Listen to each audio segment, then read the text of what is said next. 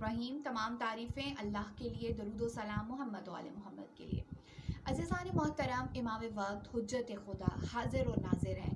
وہ ہمارے تمام تر حالات اور واقعات سے بخوبی آگاہ ہیں۔ وہ جانتے ہیں ہم کس وقت کون سا عمل کر رہے ہیں، اور کوئی ایسا لمحہ نہیں کہ جس میں حجت خدا ہم سے غافل یا فراموش ہو جائیں، چاہے وہ ایک لمحہ ہی کیوں نہ ہو۔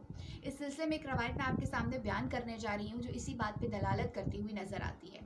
جناب محمد بن مسلم بیان کرتے ہیں کہ میں امام محمد باقر علیہ السلام کی خدمت میں بیٹھا ہوا تھا کہ اتنے میں ایک افریقی شخص آپ کی خدمت میں حاضر ہوا۔ آپ نے اس سے پوچھا کہ راشد کا کیا حال ہے؟ تو وہ کہنے لگا کہ وہ خیریت سے تھا، صحیح سلامت تھا اور آپ کو سلام عرض کر رہا تھا۔ امام نے اس افریقی شخص سے کہنے لگے کہ اللہ اس پر رحم فرمائے۔ وہ شخص بہت حیران ہوا اور کہنے لگا کہ کیا وہ مر گیا ہے؟ اگر وہ مر گیا ہے تو وہ کب مرا ہے؟ امام نے فرمایا وہ تمہاری روانگی سے، یعنی جب تم ہمارے پاس آ رہے تھے تو اس کے بعد 2 دن بعد فوت ہو گیا۔ تو وہ کہنے لگا کہ مولا وہ تو بالکل ٹھیک تھا، تندرست تھا، صحت مند تھا، اس کو تو کوئی عارضہ لاحق نہیں تھا۔ امام محمد باقر علیہ السلام فرمانے لگے بیماری کے بغیر بھی بہت سے لوگ موت کے منہ میں چلے جاتے ہیں۔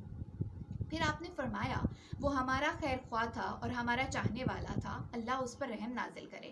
اور اس کے بعد جناب محمد بن مسلم کہتے ہیں کہ امام محمد باقر علیہ السلام نے میری جانب اپنا رخ انور کیا اور مولا فرمانے لگے محمد بن مسلم، اگر تم یہ سمجھتے ہو کہ ہم بھی تمہاری طرح کی آنکھیں اور کان رکھتے ہیں تو تم نے بہت ہی غلط نظریہ اپنایا ہے۔ تمہاری کوئی چیز ہم سے پوشیدہ یا مخفی نہیں ہے، لہٰذا تم اپنی زبانوں کو اچھائی کی عادت ڈالو اور بھلائی کے کام کرو اور بھلائی میں شہرت حاصل کرو۔